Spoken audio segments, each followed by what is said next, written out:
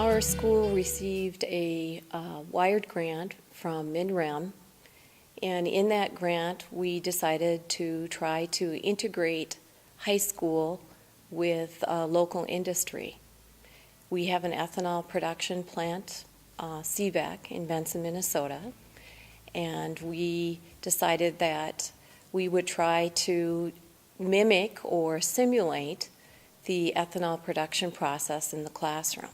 We were able to have 26 students in the renewable energy course that we ran first semester at Benson High School.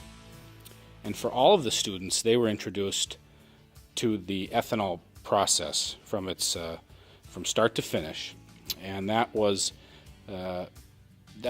probably the biggest part of the class. They also studied fuel cells and wind energy and solar energy.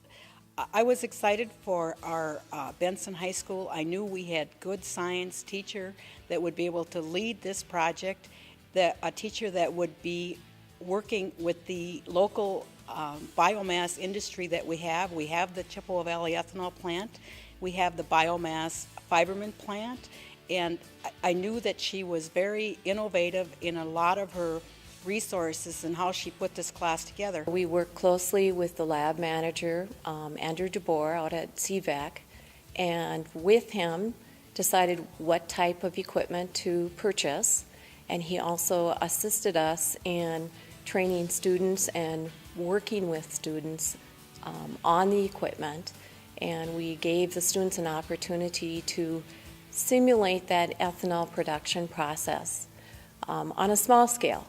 In fact, he came to our classroom for a week and assisted us in doing a trial run with the biofermenter and also with the gas chromatograph.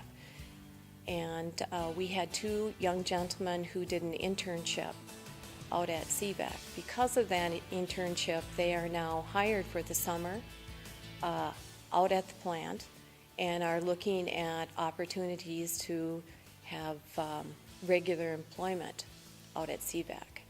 You know, when they first started working with me, they really didn't know anything about ethanol or what they were doing, and I kind of helped them along, and they worked with me every day, and now they are basically full-time employees and can go about and do stuff without any instruction. We had to fit these two boys into my schedule while they were at school at the same time. And so, you know, I only had about an hour and a half with them every day, and they'd come over and, you know, we'd learn one thing.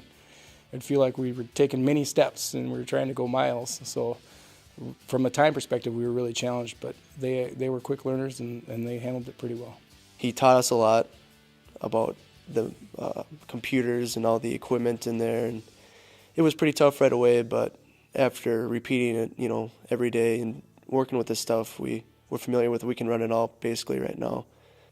We started out working in the lab, testing different like firm samples and checking for moisture and pH of the alcohol and the firm samples. And now we're kind of doing more of the maintenance and stuff. We got jobs out there this summer now, so we started doing those.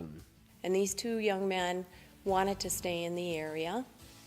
They would like to be involved in their family farms, but realizing that they would not be able to just live on that income because their parents are still involved, they want an opportunity to have some other kind of job that would support them financially. I was just going to go into strictly farming before I had found out all about the Minnesota West and the ethanol program. Well, after I go to college, I plan on working at an ethanol plant, either hopefully close to home, so like Granite Falls or Benson, so I can work, you know, work at the ethanol plant and farm at the same time. Well, I decided last fall I was going to do something that had to do with renewable energy. I was going to do that wind program in Canby, and then I started doing that internship, and then I decided to think about the renewable energy in Granite Falls. So. Well, our intent is to continue to offer the renewable energy course every year. That's we don't have a timeline. I estimated in the grant application that we would be doing this for 10 to 15 years, and hopefully it will be longer than that, because Benson is a kind of a center of renewable energy in Minnesota. We have the ethanol plant, of course. We also have Fibromin, which is the first poultry litter burning power plant in the United States. And so Benson is a leader in renewable energy, and I think it is very fitting that our science department at Benson High School teaches a renewable energy class.